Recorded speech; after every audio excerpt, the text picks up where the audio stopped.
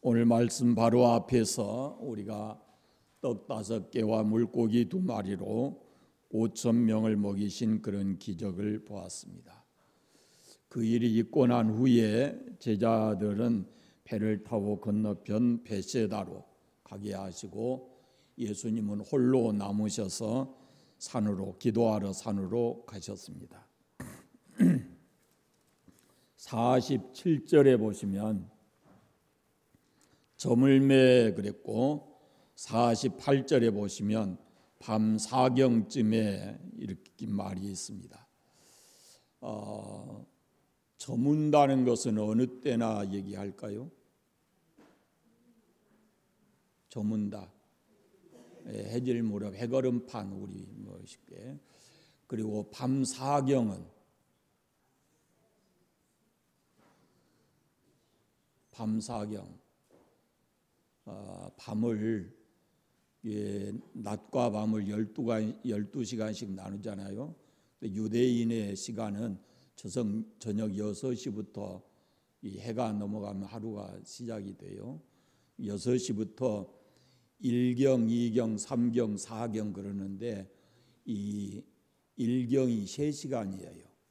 6시부터 9시까지가 1경, 9시부터 12시까지가 2경, 12시부터 3시까지가 3경, 3시부터 6시까지가 4경이에요. 그러면 제 4경에 밤 4경에 오셨다 그러니까 3시부터 6시 사이에 예수님이 오셨다라는 겁니다.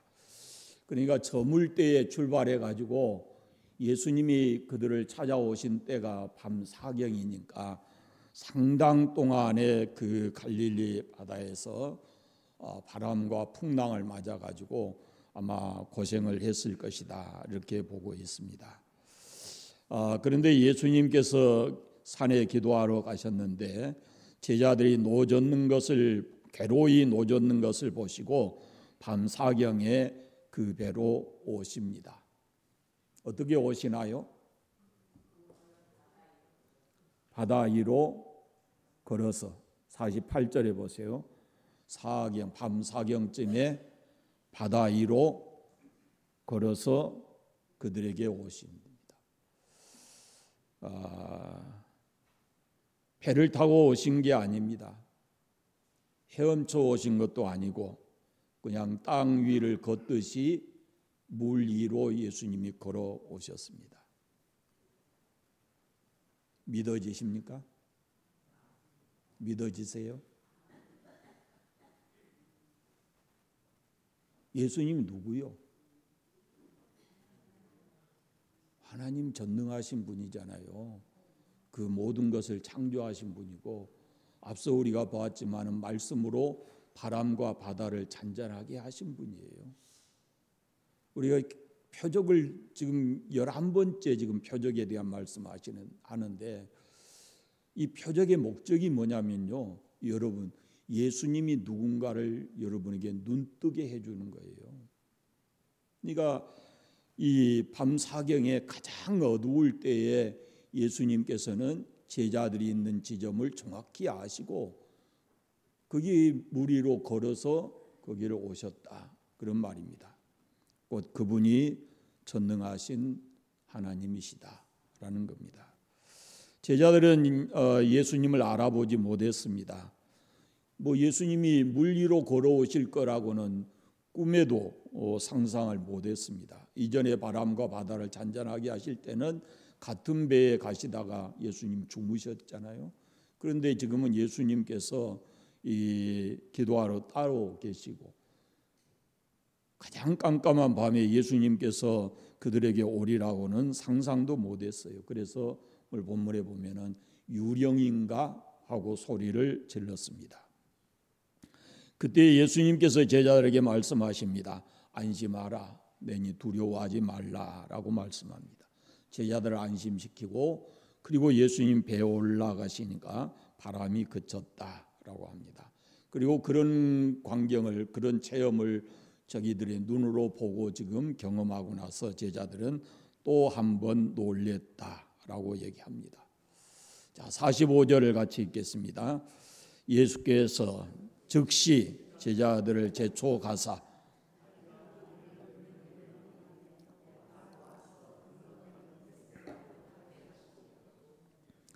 이 말씀 보시면 예수님의 의도가 나타나는데요. 제자들과 무리를 떼어놓고자 하시는 거예요. 근데 보면은 즉시 그 말이 있잖아요. 즉시 제자들을 제촉해서 자기가 무리를 보내는 동안에 너희가 이렇게 해라 하고 즉시 긴급하게 그 말입니다. 그 다음에 또 뒤에 보면 또 제초가사 그런 말이 있잖아요. 예수님께서 왜 이렇게 제자들과 무리들을 떼어놓으려고 하셨을까요?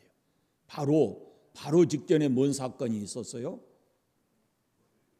오병이어의 사건이 있었죠. 오병이어의. 그러니까 그때는 제자들이 예수님의 명을 받아서 떡을 나눠주는 역할을 했잖아요. 그런데 지금 그 제자들과 제자들 사이를 떼어놓으려고 하는 거예요. 왜 떼어놓으려고 했을까라는 겁니다. 왜 떼어놓으려고 했을까요?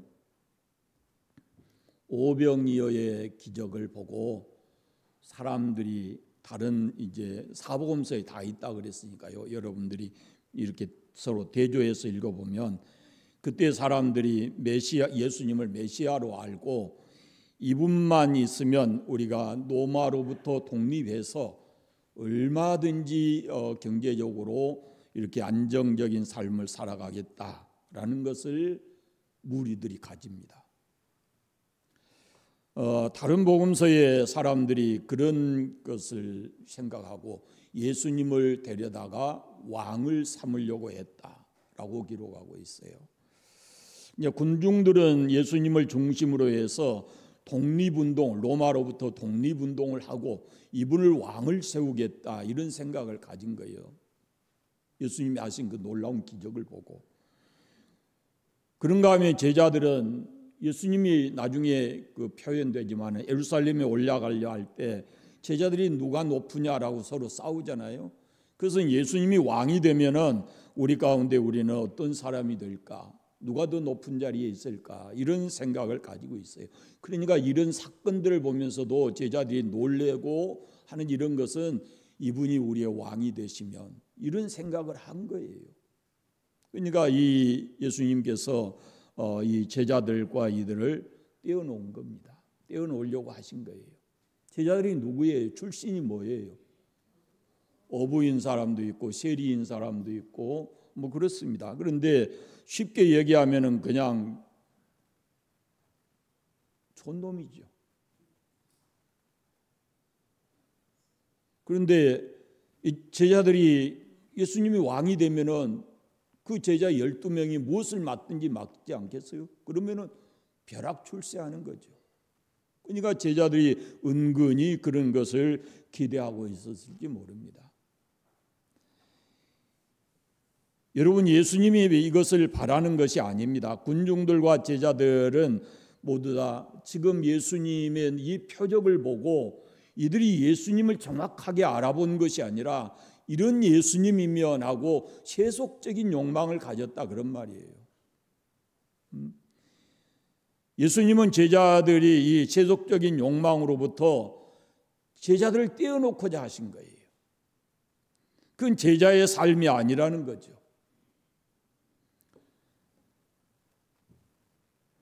그렇게 함으로 인해서 군중들의 들뜬 마음도 가라앉히고자 했던 것이 예수님의 의도입니다. 그래서 제자들을 먼저 보내고 그리고 예수님은 광야로 들어가서 기도하신 것이다라는 겁니다. 여러분, 여기 예수님의 마음을 우리가 읽어야 됩니다. 그것은 예수 그리스도를 믿는 우리에게 세속적이고 허황된 꿈을 갖지 말라라는 거예요. 그것을 제자들에게서 그것을 깨뜨려내기 위해서 그 밤에 갈릴리 바다에 그 바람을 거세게 불고 풍랑을 일어나게 해서 그들이 죽을 고비 고통스러운 그 밤을 보내게 한 거예요. 제자들을 배를 타고 건너가게 하신 분이 바로 예수님입니다. 제자들은 지금 예수님 없이 배를 타고 건너편으로 갑니다. 그러나 제자들은 두렵지 않았습니다. 왜? 그 갈릴리에서 어렸을 때부터 고기 잡고 살았기 때문에, 뱃길만은 누구보다도 자신이 있었기 때문에 그렇습니다. 적어도 예수님의 제자 가운데는 4명이나 어부가 있습니다. 밤낮 어려서부터 그 바다에서 이렇게 살았습니다. 뭐 갈릴리 바다 그러면은 그냥 손금 보듯이 어느 시간이면 어디가 어떻고 이런 것을 익히 잘 알고 있는 사람들입니다.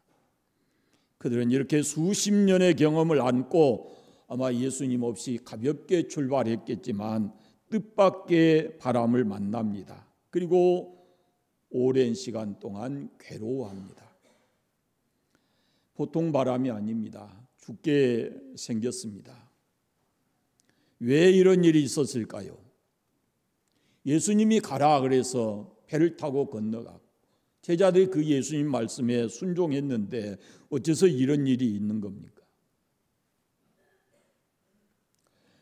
예수님이 의도하신 것은 제자들에게서 세상적인 욕망과 허영심을 빼버리려고 하신 거예요. 그래서 그걸 위해서 그 밤에 그들을 보내시고 바람이 불게 하신 거죠. 풍랑을 만나 죽게 생겼는데 이 사람들은 무슨 생각을 했을 것 같습니까?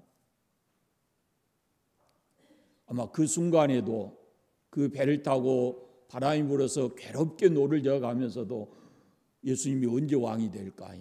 우리 왕 되면, 예수님이 왕 되면 우리가 한 자리 해 먹을 것인데, 그런 생각했을까요? 그런 생각은 이미 싹 없어져 버리고 만 거죠.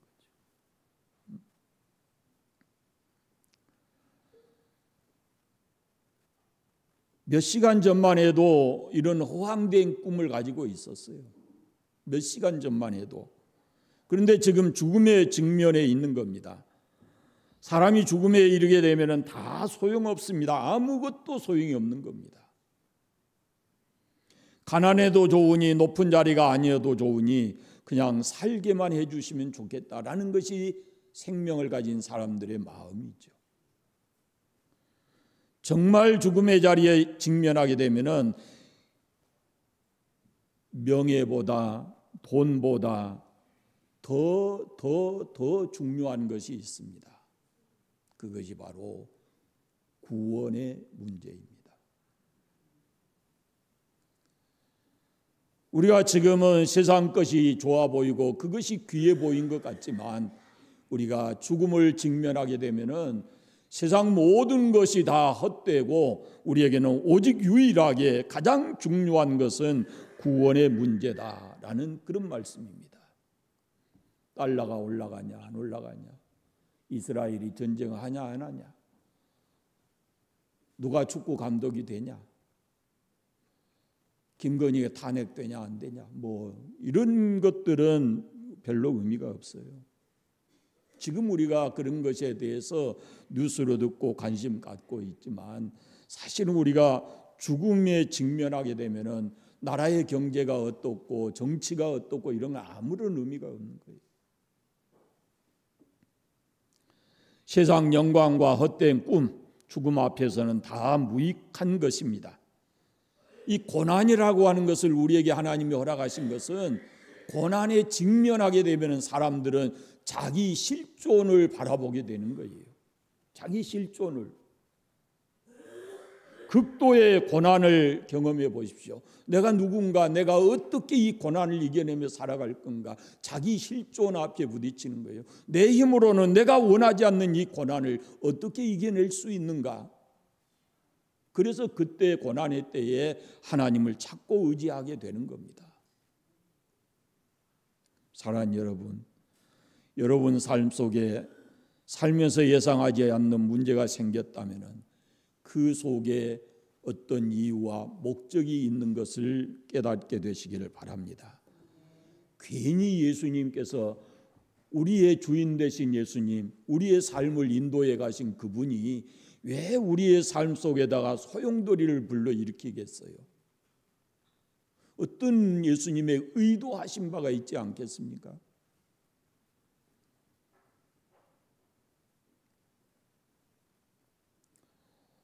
오늘 아침에 그 한소망교회 유영모 목사님 설교를 잠깐 들으니까 설교 제목이 그렇더라고요. 고난 뒤에 하나님의 은혜가 있다. 고난 뒤에 하나님의 은혜가 있다. 너무 고난에 매몰되지 말고 뒤에 있는 하나님의 은혜가 반드시 있으니까 그런 내용의 설교였습니다. 본문을 자세히 보면 예수님은 제자들만 배를 타고 건너가게 하셨습니다. 그리고 예수님은 남으셨어요. 제자들이 배를 타고 빨리 건너편으로 가라 그랬을 때요, 제자들이 왜 우리만 갑니까?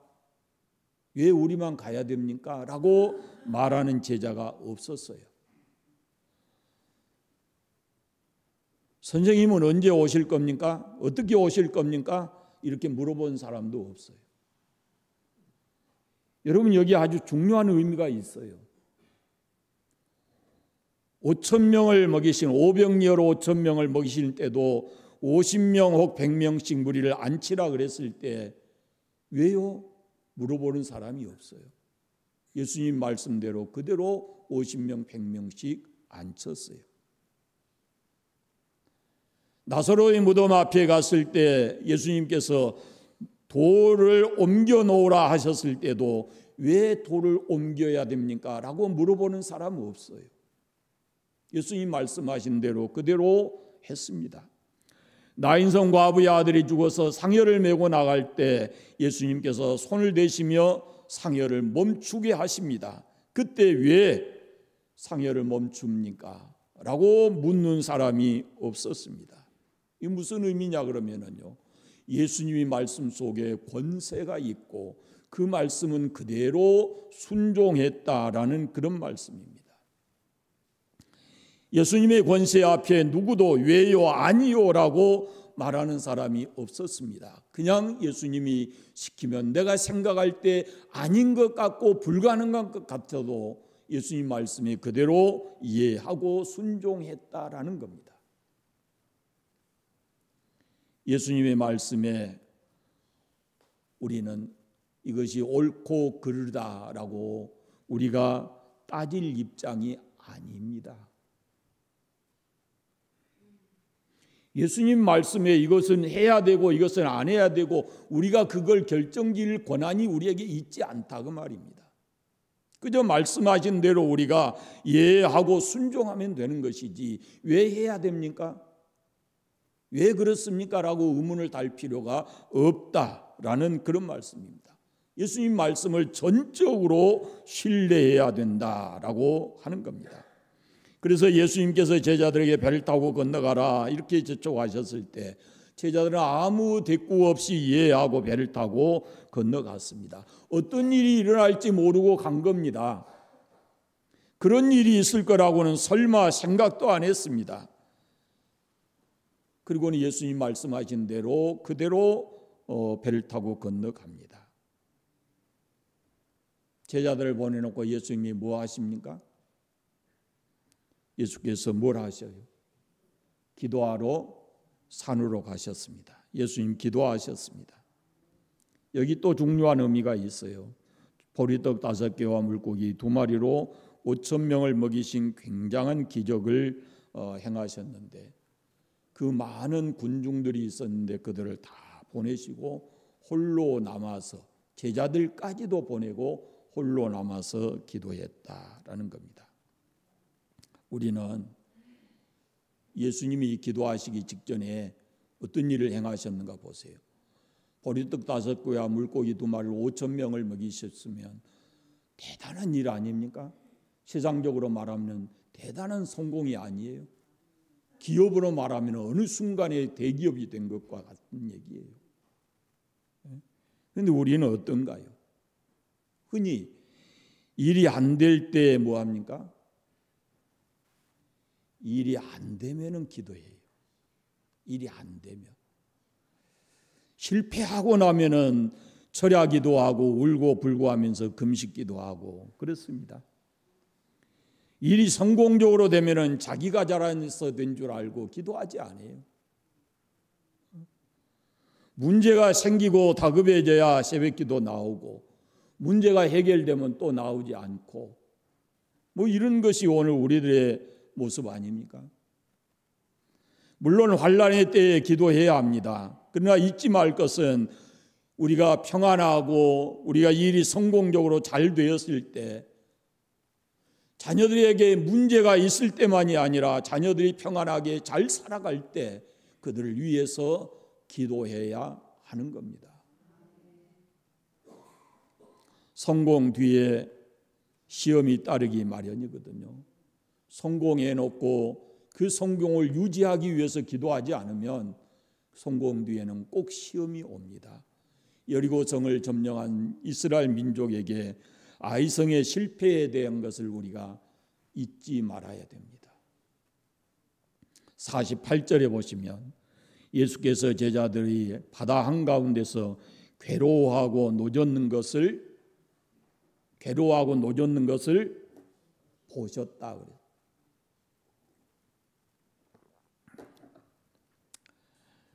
시간이 언제다고요? 시간이 언제요? 이때 밤 사경 새벽 3시부터 6시 사이 어느 순간에. 그럼 새벽이 되기 전에 우리가 일반적으로 가장 어둡다 그러잖아요. 그런데 예수님이 그 거리가 가깝지도 않습니다. 그런데 예수님이 뭐 했다고요? 예수님의 눈은 어떤 눈이다요? 다 보고 계셨다는 거죠. 다 보고. 뭘 생각합니까? 여러분은 이 부분에서 만웅경을 가지고 있는 것도 아니고 지금 그 밤에 여러분 조금만 거슬러 올라가 보십시오. 예수님의 목적이 분명하고 제자들을 보내신 의도가 분명하고 그들이 이제 가다가 어떤 일이 일어날 것도 주님은 다 알고 계셨습니다.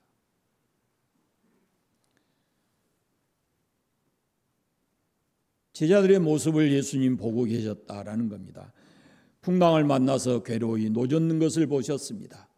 그들이 안타깝게 고통스러워하는 것을 예수님은 보셨습니다. 똑같습니다. 예수님은 어제나 오늘나 영원토록 동일하신 분이어서 우리의 사정을 모르시는 게 아닙니다. 고통을 아십니다. 신음소리 다 들으십니다. 내 사정 주님 앞에 숨겨진 거 아무것도 없습니다. 예수님 모르시는 게 없습니다. 내 속 사정까지도 다 알고 계시는 겁니다.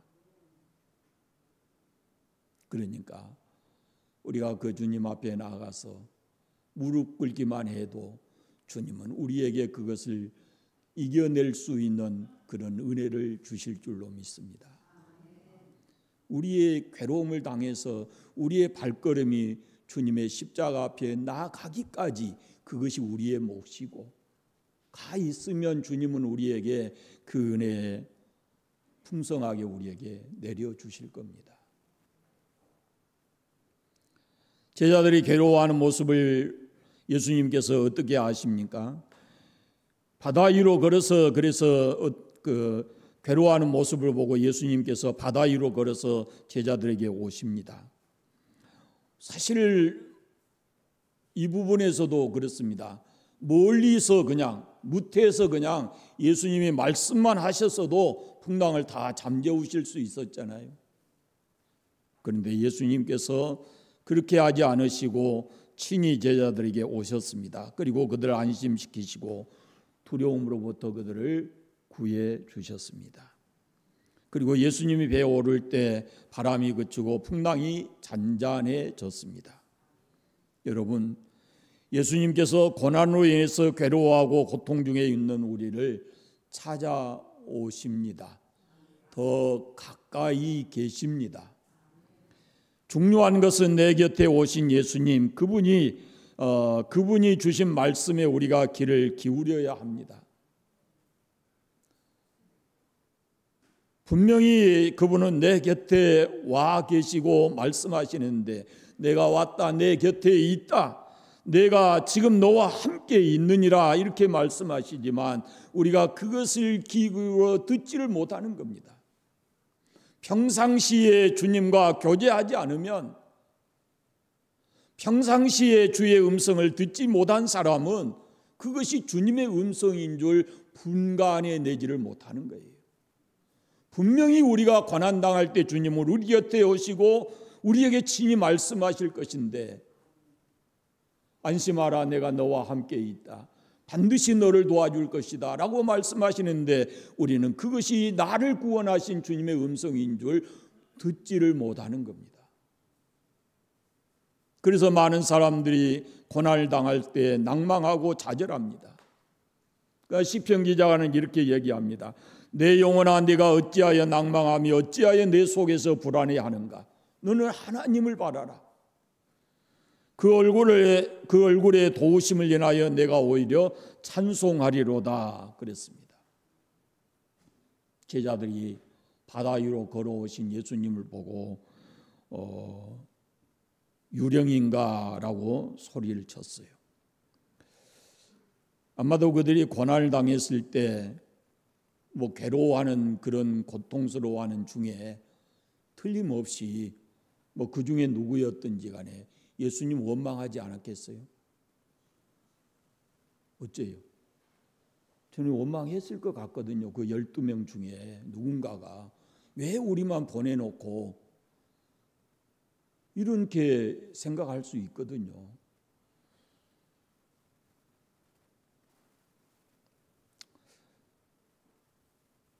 왜 우리만 보내서 이런 고난을 당하게 하시는가?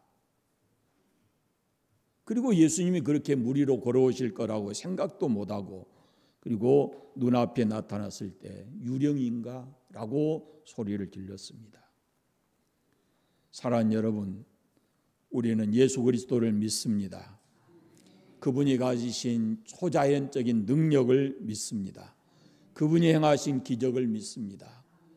그분의 말씀뿐만 아니라 그분의 기적 또한 믿습니다. 우리가 믿는 믿음은 그분의 인격만 믿는 것이 아니고 그분이 우리를 위해서 행하신 모든 일들을 믿는 겁니다. 나를 위해서 십자가에 죽으심을 믿는 겁니다. 그분이 제자들과 함께 3년 동안 있으면서 행하신 모든 기적을 우리는 그대로 믿는 겁니다. 물로 포도주를 만드신 기적을 믿고 12년 동안 병든 사람 고쳐주시고 죽은 사람 살려주시고 보리떡 5개와 물고기 2마리로 5,000명 먹이시고 물 위로 걸으시고 바람과 바다를 꾸짖으시고, 이게 다 뭐예요? 이게 다 예수님이 행하신 기적입니다. 이 중에 우리가 하나라도 할 수 있나요? 이 중에 세상에 어떤 사람이 이 중에 하나라도 할 수 있나요? 그분은 우리와 같은 성정을 가지신 분이지만 그분은 전능하신 하나님이십니다. 지금 예수님께서 물 위로 걸어서 제자들에게 오셨습니다. 그랬더니 제자들이 예수님 보고 유령인가 소리 지르고 놀랐어요.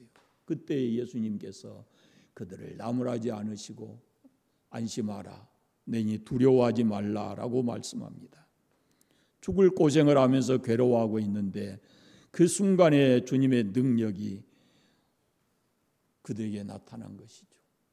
예수님 말씀이 그들에게 두려움을 이기고 평안함이 됐을 것이고, 그리고 예수님은 그들이 가지고 있는 그 풍랑을, 그들에게 문제였던 풍랑을, 바람을 잠잠하게 했습니다.